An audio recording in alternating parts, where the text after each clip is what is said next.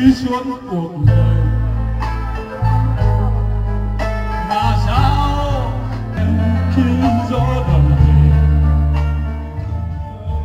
Rất là nhiều và thưa các bạn với chương trình thích thân hồn về là hai bạn trẻ hôm nay Nguyễn Quang và Siêu Hồng.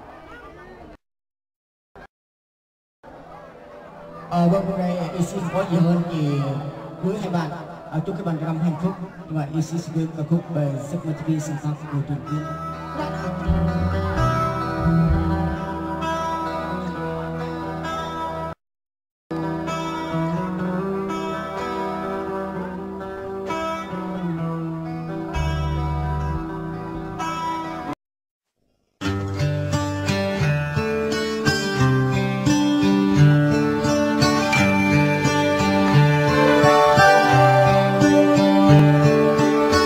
It's amazing how you can speak right to my heart.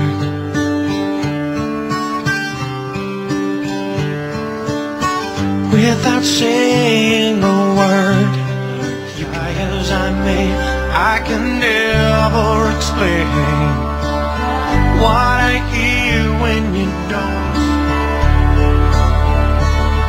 The smile on your face lets me know there's a truth in your eyes saying you'll never leave me. The touch of your hand says you'll catch me wherever I fall. You say it best. All day long I can hear people talking out loud.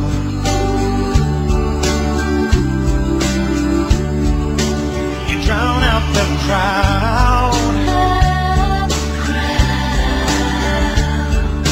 Try as they may, they can never define what's been said between your heart and mine. The smile on your face lets me know that you need me. There's a truth in your eyes saying you'll never leave me. The touch of your hand wherever I fall.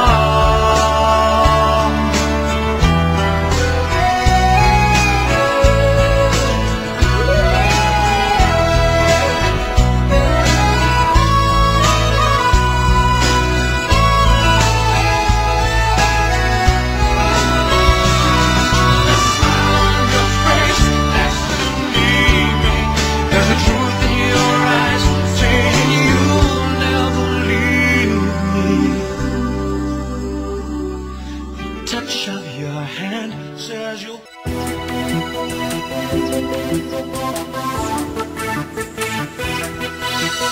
Xin dành cho em ngàn muôn lời đôi cánh tay.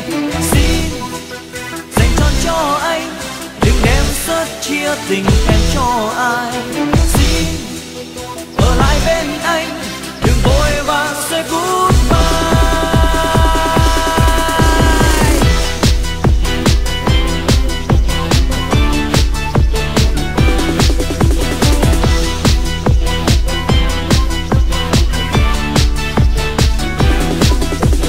Anh cho em tình yêu ban sơ và anh cho em giấc mơ êm đềm.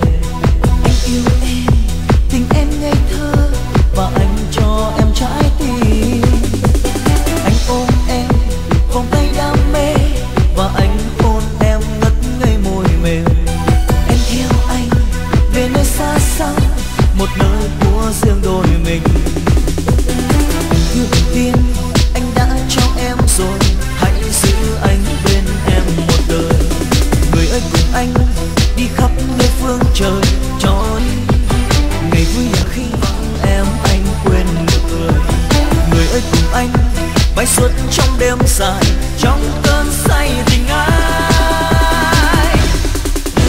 Xin dành cho em ngàn muôn chiếc hôn nồng say.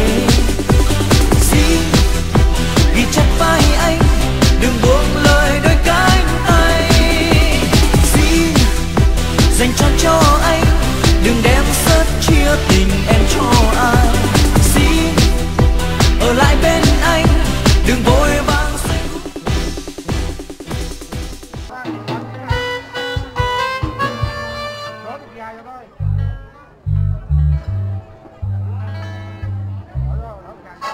rồi có comment vào băng rơi thôi xong rồi toàn bị cắn heo.